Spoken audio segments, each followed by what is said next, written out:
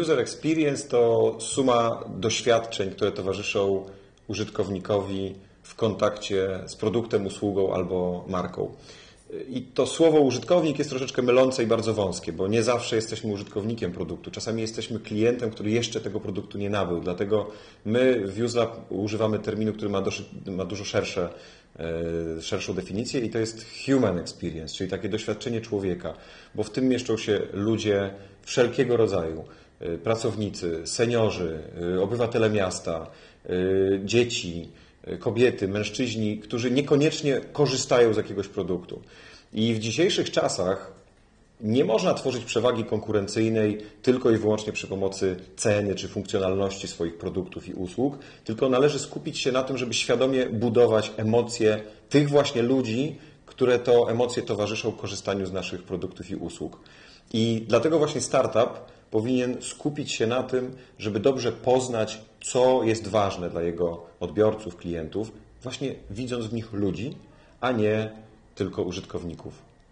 I user experience, czyli doświadczenia użytkownika, bądź human experience, to kluczowy aspekt, który pozwala na budowanie prawdziwej wartości produktu i usługi z punktu widzenia klientów firmy, dla której tworzy startup.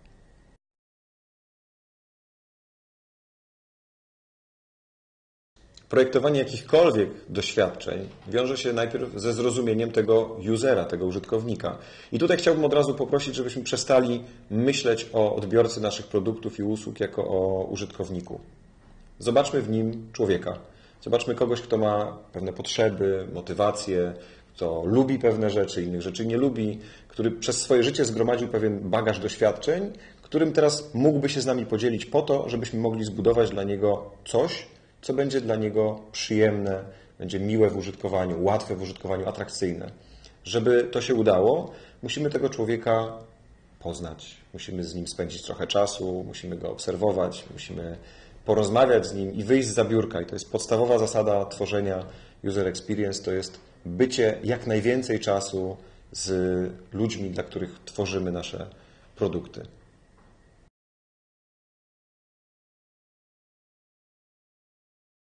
Chcąc odnieść sukces w dziedzinie projektowania doświadczeń, musimy pamiętać o kilku bardzo, bardzo ważnych rzeczach. Po pierwsze, musimy zrozumieć odbiorcę naszych produktów i usług. Musimy go poznać i doskonale wiedzieć, dlaczego chciałby korzystać z tego, co robimy i w jaki sposób to, co robimy, może mu pomóc w jego życiu, pracy i w wykonywaniu różnych ról, w których występuje w życiu. Druga rzecz to jest stworzenie strategii, pomysłu. Bez tego nie jesteśmy w stanie stworzyć dobrego produktu, dlatego musimy poświęcić odpowiednio dużo czasu na to, żeby opracować dobry pomysł na to, jak zrealizować potrzeby naszego odbiorcy, tego człowieka, dla którego pracujemy. Trzecia rzecz to stworzenie modelu, prototypu, który pozwoli nam popełnić błędy, które będziemy mogli łatwo zweryfikować i niskim kosztem naprawić. Czwarta rzecz to przetestowanie tego wszystkiego, co dotąd zrobiliśmy, czyli przeprowadzenie pewnych badań, które pozwolą określić, gdzie się pomyliliśmy, które z naszych pomysłów były dobre, a które okazały się nietrafione. I ostatnia rzecz, którą trzeba pamiętać przy projektowaniu doświadczeń, to, że ten proces się nie kończy. Znaczy, to jest proces, który działa cały czas i cały czas przebiega od początku. Kiedy skończymy produkować usługę, produkt, cokolwiek, to za chwilę musimy znowu zacząć poznawać naszych użytkowników, bo oni się będą zmieniali, ich potrzeby będą się zmieniały, zmienia się otoczenie, rynek, zmienia się świat. W związku z tym musimy cały czas dbać o to, żeby świadomie dobudowywać kolejne elementy, które tworzą wartość naszego produktu. User experience i projektowanie doświadczeń nie powinno się nigdy kończyć, żeby było sukcesem.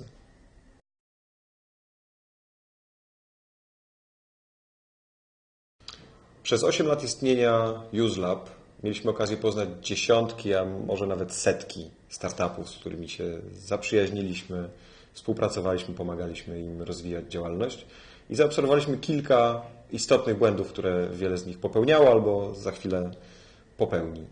Pierwszy z nich to fakt projektowania dla siebie. Znaczy już przez sam fakt, że pojawia się pomysł na stworzenie produktu lub usługi atrakcyjny dla ludzi, którzy zakładają firmę, wydaje się sensowne rozbudowywanie tego produktu i projektowanie go tak, żeby podobał się ludziom, którzy go tworzą.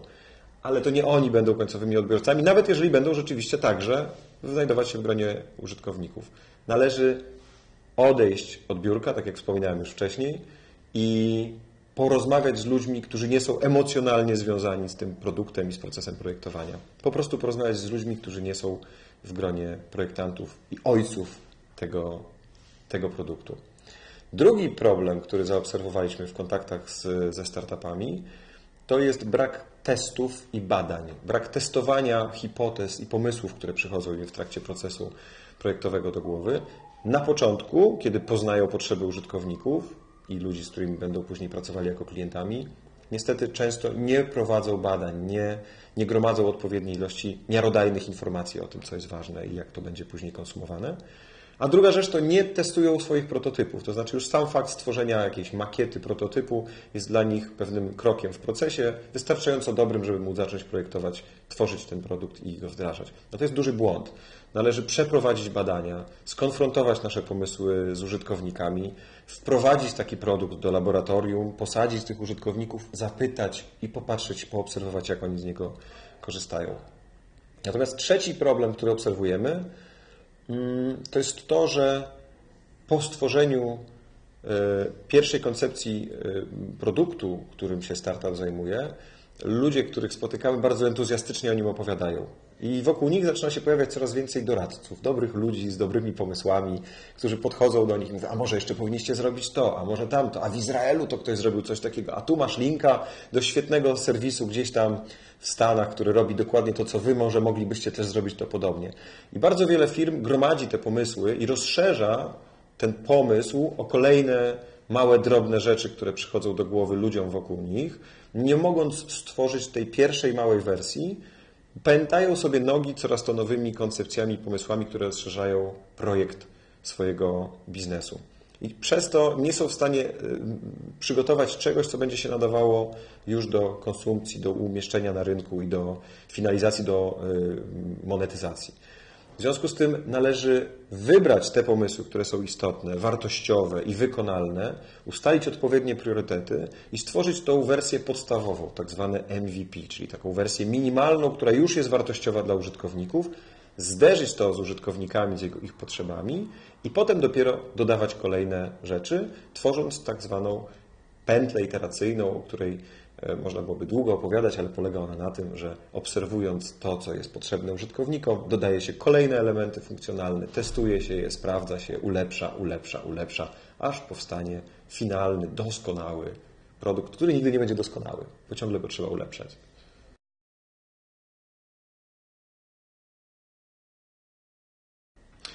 Pierwszą myślą, która mi przychodzi do głowy, są książki, bo ja bardzo lubię książki, cenię książki za ich wartość, ale także za to doświadczenia, które wiążą się właśnie z posiadaniem książki i czytaniem, paradoksalnie.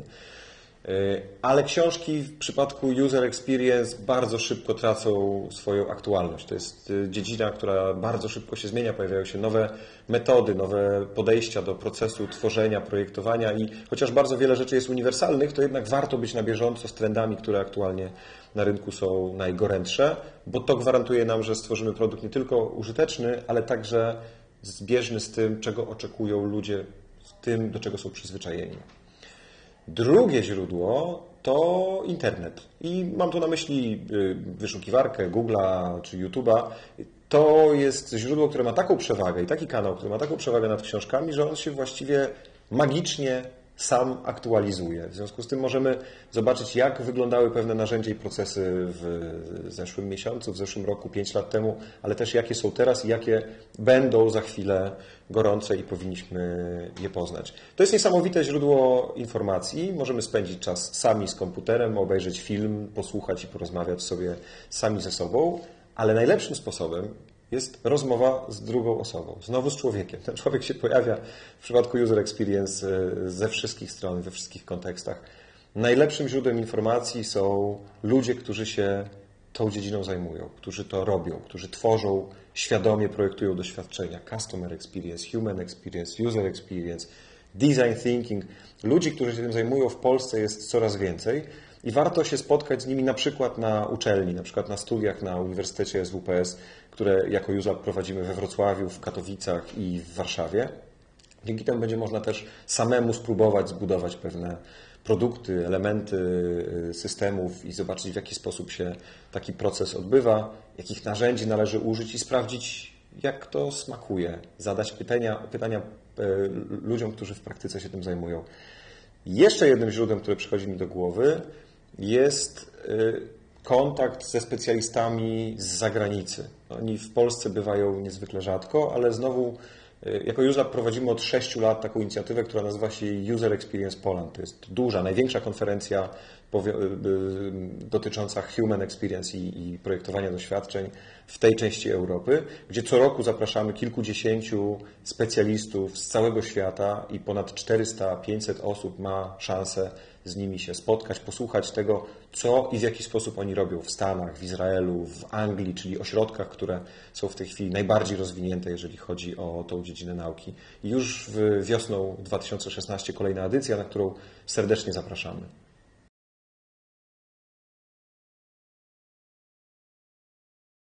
Przede wszystkim musi dobrze poznać proces projektowy, zrozumieć, jakie kroki trzeba przedsięwziąć, żeby zbudować świadomie doświadczenie użytkownika, no ale też nie tylko doświadczenie, w ogóle zbudować ten produkt czy usługę, która jest projektowana. I na to naprawdę warto poświęcić czas, dobrze to zrozumieć i później stosować narzędzia, metody, które prowadzą do celu.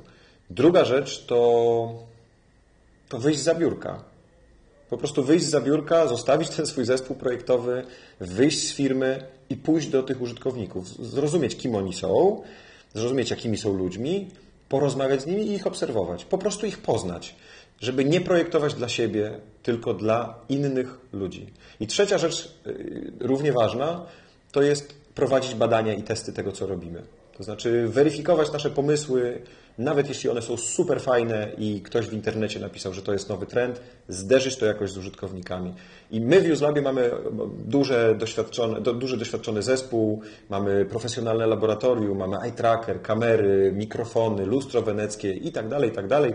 Mnóstwo narzędzi, które można wykorzystać do badania użytkowników i użyteczności, ale mając niewielkie zasoby finansowe, można przeprowadzić testy korytarzowe. Po prostu wyjść do ludzi, pokazać coś i powiedzieć, czy to jest coś, czego chciałbyś używać, czy to jest wygodne, a chodźcie, poudajemy, że teraz tego używasz. Zamów sobie na przykład taksówkę za pomocą naszej aplikacji, która może być narysowana nawet na papierze, na kartce, ale w ten sposób zrozumiemy, czy dobrze zaprojektowaliśmy, czy źle ten produkt.